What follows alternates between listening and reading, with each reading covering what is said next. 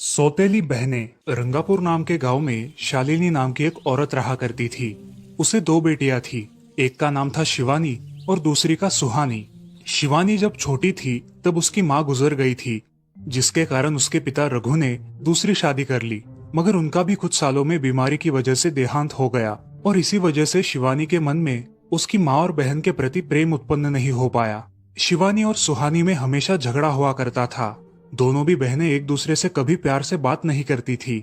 शालिनी ये सब देख बड़ी चिंता में रहा करती थी। ऐसे ही एक दिन, शिवानी सुहानी, चलो आ जाओ, खाना खा लो। हाँ माँ आई। हाँ माँ, मैं भी आई।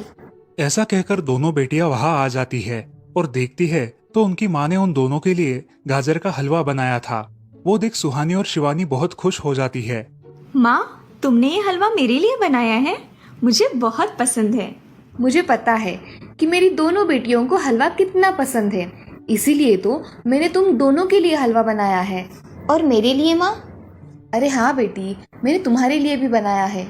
चलो अब जल्दी से खा लो, तुम दोनों को कॉलेज भी तो जाना है ना।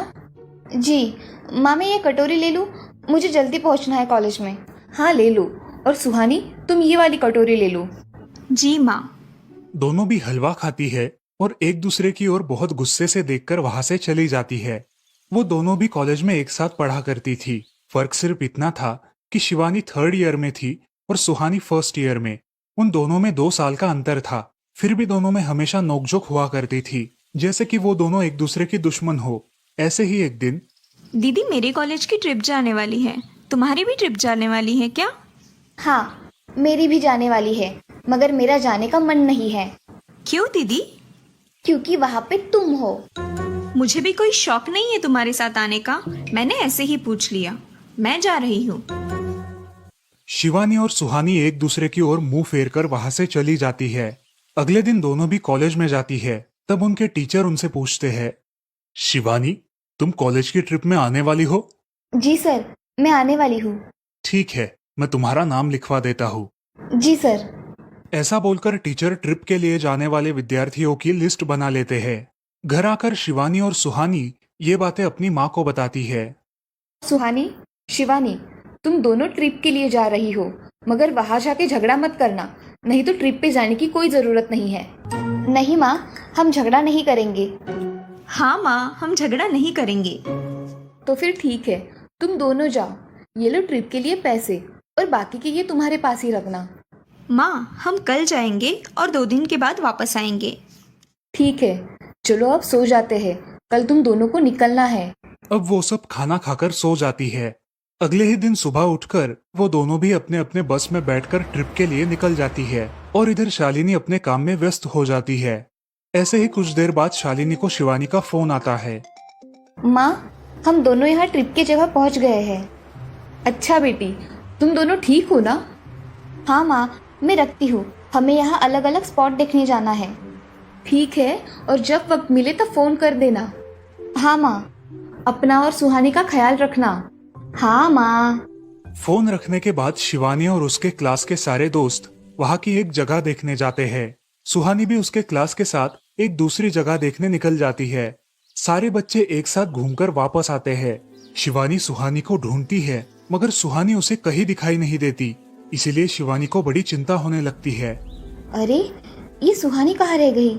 इसका तो कुछ भी पता नहीं, कहाँ ढूंढूं इसे? तभी शिवानी को सुहानी दिखाई देती है और उसके जान में जान आ जाती है। सुहानी, कहाँ गई थी तुम? मुझे कितनी चिंता लग गई थी तुम्हारी। अरे, मैं यहाँ ही थी मेरी सहेलियों के साथ। मुझे कुछ नहीं हुआ। ऐसा बोलकर सुहानी वहाँ से चली जाती है। दूसरे दिन सब लड़के लड़कियाँ जल्दी उठकर अपनी तैयारी कर लेते हैं और पहाड़ पर जाने के लिए निकलते हैं। वो सब आज थोड़ा घूमकर शाम तक निकलने वाले थे। सब विद्यार्थी एक हिल स्टेशन देखने चले जाते हैं। शाम होने तक उस पहाड़ी का मजा उठाते हैं, लेकिन सुहानी बिना किसी को बताए उस पहाड़ी के एक अनजान हिस्से में चली जाती है। वहाँ का मनमोहक दृश्य देखते देखते गलती से उसका पैर फिसल जाता है और वो वहाँ से नीचे गिर जाती है। शाम हो जाने के कारण सभी विद्यार्थी वहाँ से निकलने लगते हैं और यहाँ सुहानी एक पेड़ के सहारे उस पहाड़ी की चोटी पर लटकी रहती है। शिवानी सभी विद्यार्थियों में अपनी बहन को ढूंढती है, लेकिन वो उसे कहीं नहीं मिलती। सुहानी को ढूंढते ढूंढते शिवानी वापस उसी पहाड़ी के पास आती है और उसे आवाज लगाती है। सुहानी, सुहानी कहाँ हो तुम? दीदी मैं यहाँ हूँ, बचाओ मुझे, मैं यहाँ हूँ। सुहानी की आवाज की ओर जाते ही उसे पता चलता है कि सुहानी पहाड़ी पर लटकी है। ये सब देखकर शिवानी बहुत घबरा जाती है। शिवानी अपनी पूरी ताकत लगाकर उसे ऊपर खींच लेती है। तुम यहाँ क्यों आई थी? अगर तुम्हें कुछ हो जाता तो मैं क्या करती? माँ को क्या जवाब देती? दीदी मेरा पैर फिसल कर मैं वहाँ गिर गई। मैंने बहुत आवाज दी मगर मेरी आवाज किसी ने नहीं सुनी। तुम ढूंढती हुई आई और मुझे बचा लिया। तुम दुनिया की बेस्ट दीदी हो। हाँ सुहानी, चलो अब घर जाने के लिए देर हो जाएगी, बस निकल जाएगी।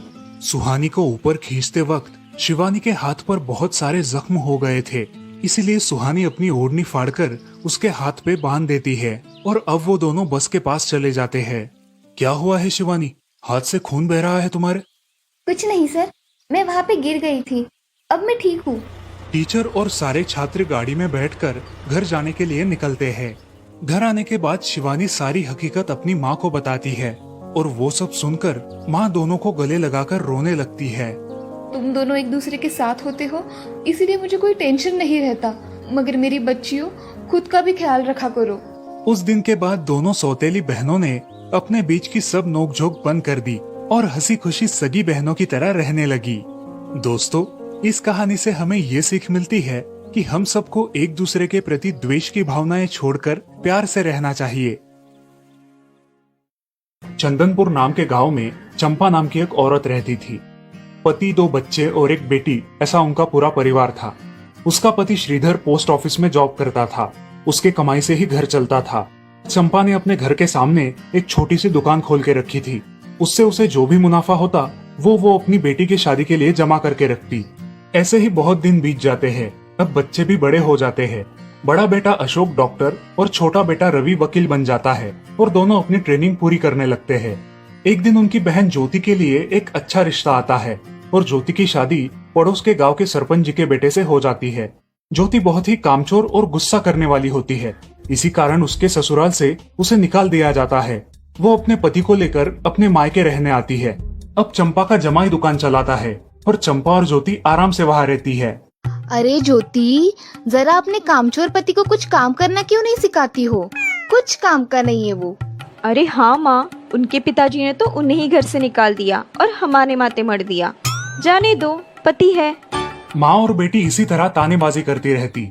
अब बड़े बेटे अशोक की शादी उन्हीं के गांव के एक लड़की से करा दी गई, लेकिन उस लड़की से भी चंपा बहुत काम करवाती और वो बेचारी सासू माँ का आदर करके सब काम चुपचाप करती थी।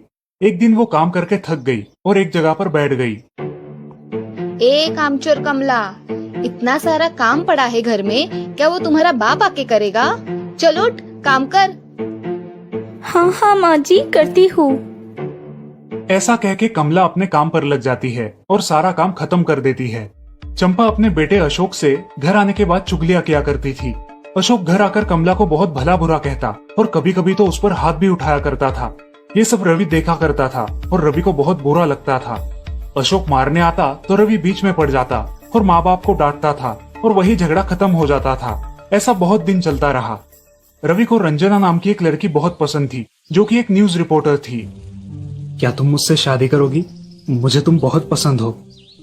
हाँ, मगर रवि, तुम्हारे घर में तुम्हारी माँ का बर्ताव मुझे बिल्कुल पसंद नहीं है, इसीलिए पहले तुम इसका कोई हल निकालो। अरे रंजना, मैं हूँ ना तुम्हारे साथ, तुम्हें टेंशन की क्या बात है? मगर रवि, तुम भी अगर मुझे मारने पीटने लगे तो मैं तुम्हें कोर्ट में खींचूंगी। अरे हाँ बिल्कुल, वो तो तुम्हारा अधिकार है। अगले दिन रवि अपने घर में रंजना के बारे में बताता है। रवि की माँ चंपा उसे साफ मना कर देती है। रवि, तुम्हें कुछ समझ आता है या नहीं? अपनी बिरादरी की लड़की से शादी करो बेटा। इस घर में ये आखिरी शादी है और मेरे भी कुछ अरमान है बेटा। अजय, आप कुछ कहते क्यों नहीं? हाँ बेटा, तुम्हारी माँ सही कह रही है, तुम इसकी बात मान जाओ बेटा। नहीं पापा, मैं शादी करूंगा तो सिर्फ रंजना से, वरना मैं शादी नहीं करूंगा। सब चुप हो जाते हैं। अगले दिन रवि मंदिर से शादी करके घर आता है।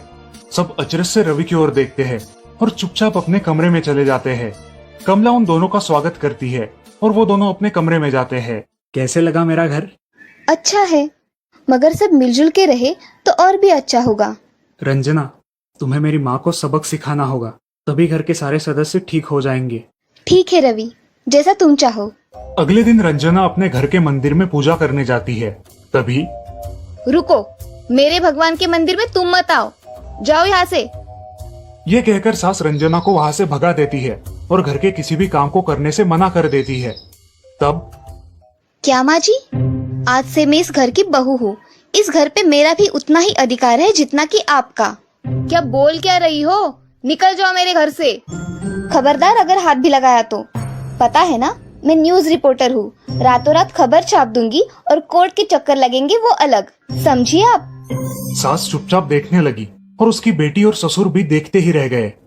रंजना ने कमला से कहा, दीदी, मुझे आपसे काम है, आप मेरे कमरे में आइए।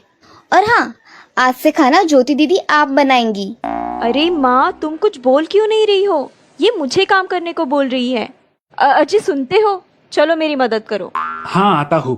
ज्योति किचन का काम करने चली गई और सास बाहर का काम करने लगी। रंजना कमला को लेकर अपने कमरे में गई और उससे कहा, कमला दीदी, आप कुछ कहते क्यों नहीं? आप चुपचाप सह लेती हो, उसका ये नतीजा है। अब देखो दीदी कैसे काम कर रही है। आप कुछ काम करती थी क्या शादी के पहले? नहीं रंजना, मगर अब घर से ही अपना खुद का कुछ व्यवसाय शुरू करने का सोच रही हूँ। बहुत अच्छे दीदी, अब आप किसी से मत डरिए, हम हैं आपके साथ। सच में किसी के साथ होने का कितना महत्व होता है। अब उसकी सासू माँ ही घर के सारे काम करने लगी थी और ज्योति को काम करवाने की वजह से ज्योति भी अपने ससुराल जाने की सोच रही थी। अजी, यहाँ तो काम वाली से भी ज्यादा बुरी हालत हमारी हो गई है। चलो हम हमारे घर चलते हैं, सब है हमारे यहाँ। अरे रे, आप कहाँ चली? अभी भी काम बाकी है। ज्योति का पति रंजना से धन्यवाद कहता है और ज्योति को लेकर अपने घर चला जाता है। अब सासू माँ एक दिन पूरा काम करके इतना थक जाती है कि उसके बदन में बहुत दर्द होने लगता है। तब दोनों बहू सास के पास चली आती है और एक बहू सास के पैर दबाती है तो दूसरी बहू सर दबाती है। सासू माँ उठकर रोने लगती है। मुझे माफ कर दो मेरी बेटियों, अब से कभी ये गलती नहीं होगी। सास को उसके किए पर पछतावा होता है और ये देखकर घर के सभी सदस्य बहुत खुश हो जाते हैं। रवि और रंजना भी बहुत खुश होते हैं। वाह बहू, जो आज तक नहीं हुआ वो तुमने करके दिखाया। बहू हो तो ऐसी। रंजना अपने बर्ताव के बदले माफी मांगती है और अब सब लोग खुशी खुशी रहने लगते हैं। तो दोस्तों, इस कहानी से हमें ये सीख मिलती है कि हम सब मिलके परिवार बनता है और हम सब परिवार का महत्वपूर्ण अंग होते हैं।